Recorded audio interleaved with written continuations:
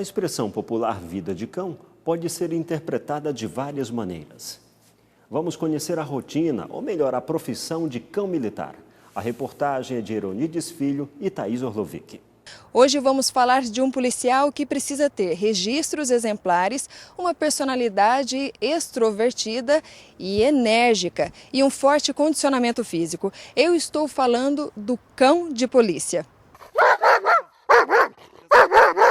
Na maioria das cidades do mundo, as forças policiais usam os cães para rastrear criminosos, farejar materiais ilegais e alguns outros trabalhos que talvez um ser humano não conseguiria fazer.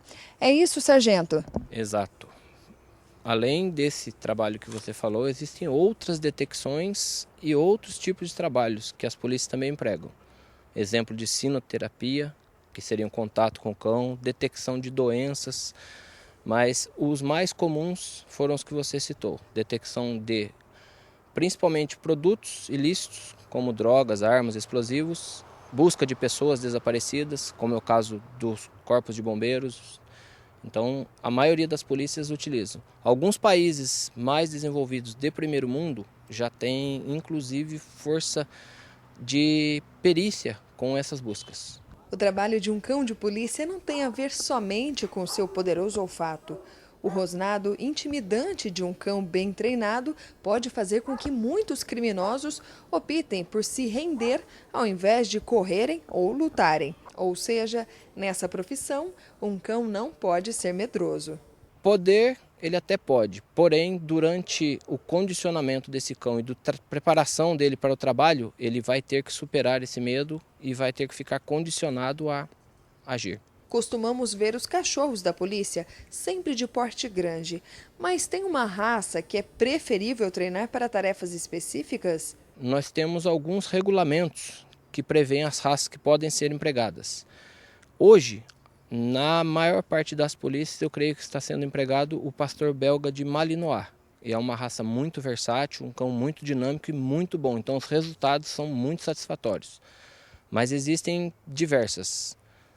Principalmente para dupla função, que seria um cão de busca de entorpecentes ou drogas, como queiram dizer, ou de imobilização, de guarda e proteção, que seria especificamente a mordida. Esses dois, que são os pastores alemães e o pastor belga de Malinois, exercem muito bem essa função.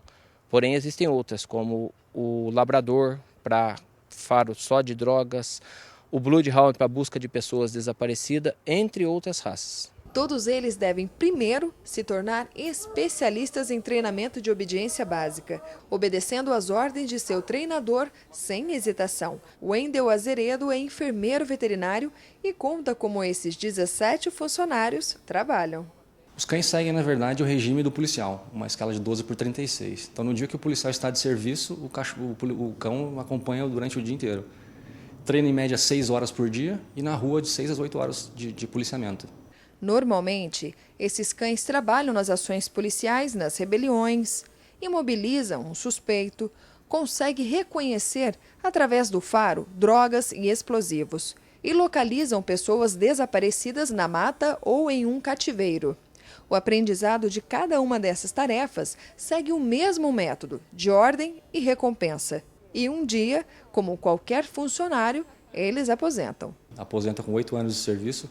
O policial que ficou por mais tempo com esse animal, ele leva para casa o cão e ele tem a obrigação de manter a saúde do cão até o seu falecimento. Medicamento, uma ração de qualidade, banho a cada 15 dias. E o nosso regulamento também permite que a polícia fiscalize esse policial ou esse cidadão civil que levou o animal para sua casa. A gente pode fazer uma visitação a qualquer hora, a qualquer momento, para ver se ele tem condições realmente de manter a saúde do animal. O cabo Paulo Mota está há 11 anos na Polícia Militar e 10 com os cães. O Iron e a Elke são os policiais que o acompanham, cada um em sua especialidade. O Iron é um cão de guarda e proteção, que eu utilizo ele em revista de estabelecimentos prisionais, controle de distúrbio civil, ações de choque. E a Elke é um cão mais direcionado para o trabalho de faro de entorpecentes. O amor é tanto que a grande maioria é adotada pelo parceiro policial. E quando esse dia chegar, Mota não tem dúvida do que vai fazer. O cão ele vai para minha casa quando ele se aposentar. Os dois ou somente um? Eu pretendo levar os dois, o Iron e a Elke. O Iron vai aposentar em setembro agora, de 2017, e a Elke em março de 2018. Eu pretendo levar os dois. Só como curiosidade, uma mordida deles equivale de 500 a 800 quilos de pressão, dependendo da raça. Quanto aos cuidados, você ainda tem alguma dúvida? Quando o cão chega na polícia, na verdade, nós falamos que o primeiro obstáculo é o controle sanitário. Depois que nós fazemos o controle sanitário, eles começam a ser adestrados de fato. E se tiver alguma normalidade com o animal que foge da competência do enfermeiro veterinário, a gente direciona para o atendimento veterinário mesmo. Nós temos um convênio com clínicas veterinárias e um cartão corporativo para compra de medicamentos. Então não falta nada, atendimento veterinário e medicamentos. Há quem diga que vida de cão não é fácil. A profissão desses heróis confirma o ditado popular. Minha gente, a cada ano mais de 40 mil crianças, eu disse 40 mil crianças desaparecem aqui no Brasil. O acesso às redes sociais contribui para que o perigo aumente ainda mais.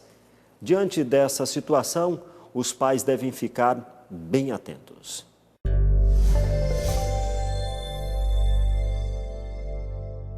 Cuidado com as crianças. Esse é o nosso tema hoje em Emergência 190.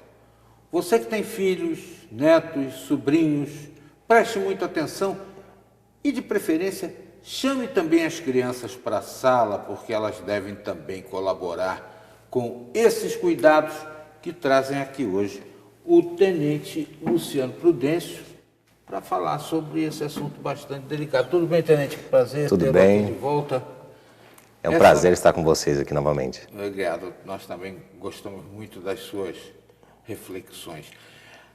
A gente está diante de uma situação meio complicada, verão, garotada solta por aí, né? E eu acho que tem que haver uma recomendação maior para os pais nesse momento, para aqueles que têm crianças aí sob sua guarda, sua responsabilidade, porque cumpre a eles, né? Uma responsabilidade em relação a essa garotada e a necessidade de cuidar para não chorar depois. É importante sempre a vigilância dos pais em relação aos filhos. Sempre estar com ele à vista dos pais, né? Não permitir, muitas das vezes, ainda que não seja possível, que essas crianças estejam sozinhas, sem nenhuma vigilância de um adulto. Aconselhar os seus filhos, não apenas a não falar com estranhos, mas aconselhar sobre os perigos de falar com alguém desconhecido e o que pode trazer essa comunicação. A gente já sabe que a sociedade, geralmente os pais já aconselham os filhos, mas apesar disso a gente vê que às vezes quando fazem alguns testes as crianças não estão muito bem informadas acerca desses cuidados.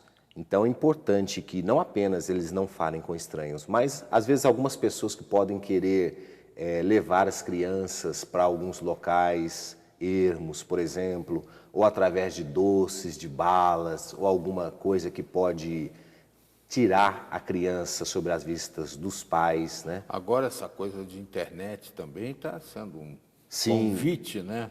As mídias sociais é um problema muito grave, porque ainda que a criança esteja, o adolescente esteja no interior da residência sob a vigilância dos pais, muitas das vezes os pais não sabem com quem que a criança está se comunicando ou o adolescente está se comunicando. E eu não sei se o amigo vai concordar. Eu já fui criança, claro, o senhor também, né? Uma certa reação do adolescente, sobretudo, em não querer que os pais participem das suas coisas. Parece que se envergonham dos outros colegas, né? Tem aquela coisa. Como é que sai dessa ciranda, hein, Tenente? Até hoje eu não consegui sair. É um problema. A questão é que os pais têm que procurar manter, principalmente na adolescência, que é uma fase crítica da própria formação do adolescente, né? Que ele mantenha o diálogo, que ele procure manter o diálogo para saber com quem que o seu filho está conversando, com quem que ele mantém as amizades. É muito importante que o pai conheça as amizades dos filhos, né? De vez em quando vá até os locais que os filhos frequentem, para ver se ele frequentam bons locais e muitas das vezes ele ter acesso também às mídias sociais. Não apenas para fiscalizar, mas saber qual tipo de comunicação que o seu filho, sua filha está tendo. E um problema muito grave, por exemplo, nós temos é a exposição da imagem do adolescente nas mídias sociais. E muitas das vezes isso gera sérios problemas, porque essas imagens ficam guardadas, né, na internet e muitas das vezes é difícil de depois retirar essa imagem. E a exposição da imagem do menor muitas vezes já foi feita. Então é necessária essa conversa e essa atuação bastante firme em relação dos pais para com os filhos. E os pais têm que ter também noção de que existem instrumentos aí que podem até confiscar essa guarda, né, tirar do convívio com a própria família em decorrência desse abandono do incapaz, né, que é crime. Sim, hoje tanto a Constituição Federal, artigo 227, estabelece a guarda dos pais para com os filhos, o artigo 5º do ECA, né, que é o Estatuto da Criança e Adolescente, também estabelece essa guarda dos pais em relação aos filhos, mas a família é algo muito importante hoje na sociedade. A manutenção da família é algo primordial para o crescimento saudável dessa criança, para que ela possa estar protegida, até que então ela possa crescer e se desenvolver e estar apta a se desenvolver sozinha no mundo. Mas até aí é necessário que os pais eles influenciem positivamente seus filhos, influenciem positivamente a criança, para que ela possa estar livre de alguns perigos que a gente vê aí na sociedade. Agora, os pais também têm que ter consciência, né, de que se essa criança, esse adolescente, enveredar por caminhos que não sejam os reais, que a responsabilidade por esse descaminho pode ter sido deles também na hora da criação, né? Sim, o importante é sempre a prevenção. Evitar para que a criança ela se enverede em atos infracionais, ao uso de drogas. Por exemplo, nós temos na Polícia Militar alguns programas que são justamente feitos para essa prevenção. Primeiro que existe o básico, que é o nosso programa de policiamento, chamado Ronda Escolar, onde a Polícia Militar faz vigilâncias ao redor das escolas, faz rondas nas escolas, visando justamente a proteção da criança e do adolescente.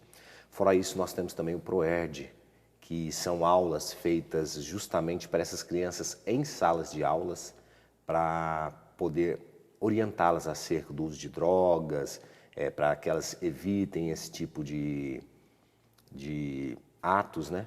Além também do Jovens Construindo a Cidadania, que é um programa voltado para os adolescentes também, justamente para tirá-los ou evitar que eles enveredem neste mundo ilícito, né? Aliás, Tenente, foi bom o senhor falar no PROERD, porque às vezes as pessoas usam aqui a televisão para tirar dúvidas.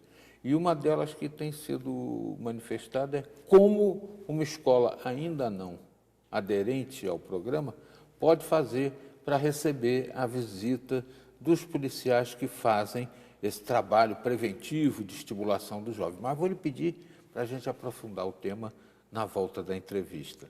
Já, aqui no Repórter Setorial.